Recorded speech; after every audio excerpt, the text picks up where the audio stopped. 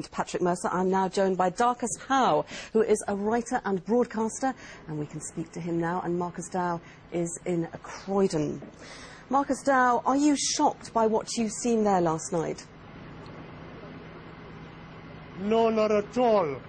I have been living in London for 50 years. There are so many different moods and moments. But what I was certain about, listening to my grandson and my son, is that something very, very serious was going to take place in this country. Our political leaders had no idea. The police had no idea. But if you looked at young blacks and young whites with a discerning eye and a careful hearing, they have been telling us, and we would not listen, that what is happening in this country to them. Mr. Howe, if I can just stop you, Mr. Howe, for a moment. You say you're not shocked. Does this mean that you condone what happened in your community last night? I condone, of course not. What I'm going to condone it for, what I'm concerned about more than anything else, there is a young man called Mark Duggan. He has parents, he has brothers, he has sisters, and few yards away from where he lives, a police officer blew his head off. Well, Mr. Howe, we have to... Let me finish. Mr. Howe, we have to wait for the official inquiry before we can say things like that. We don't know what happened to Mr. Duggan. We are going to wait for the police report on it.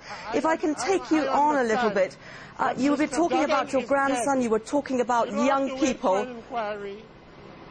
You were talking about your grandson, you were talking... They have been stopping and searching young blacks for no reason at all. I have a grandson, he's an angel, and he began to think he was coming of age when the police slapped him up against the wall and searched him, and he thought he had now had a gold star. I asked him the other day, apropos of a sense that something was going seriously wrong in this country. I said, how many times have the police searched you? He said, Papa, I can't count. There's so many times. Mr. Howe, that may well have happened, and if you say it did, I am not to gainsay you, but that is not an excuse to go out rioting and cause the sort of damage that we have been seeing over the last few days. Where were you in 1981 in Brixton? Mr. Howe, I don't call it rioting, I call it an insurrection of the masses of the people. It is happening in Syria, it is happening in Clapham, it's happening in Liverpool, it's happening in Port of Spain, Trinidad, and that is the nature of the historical moment. Mr. Howe, Mr. Howe, if I can just ask you, you are not a stranger to riots yourself, I understand, are you? You have taken part in them yourself. I have never taken part in a single riot.